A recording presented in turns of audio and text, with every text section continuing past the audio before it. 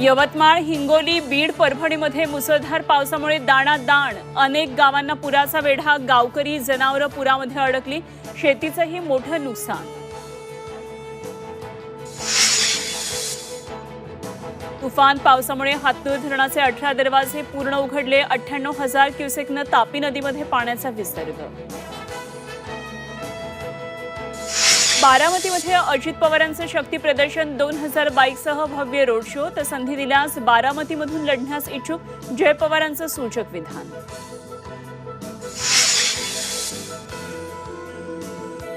शरद पवार आजपासून 4 दिवस कोल्हापूर दौऱ्यावर. विधानसभा निवडणुकीच्या पार्श्वभूमीवर रणनीती ठरवणार. उद्या समरजित घाटगेंचा पक्ष प्रवेश होण्याची शक्यता.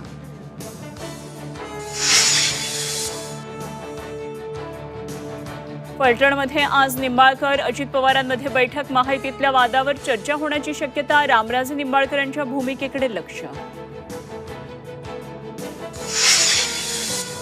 पुण्यामध्ये 12 तासात 2 हत्या. पुण्याचे माजी नगरसेवक वनराज अंदेकरांना गोळ्या झाडून संपवलं. तर फायनान्स मॅनेजर वासुदेव कुलकर्णींची रात्री अज्ञातांकडून हत्या.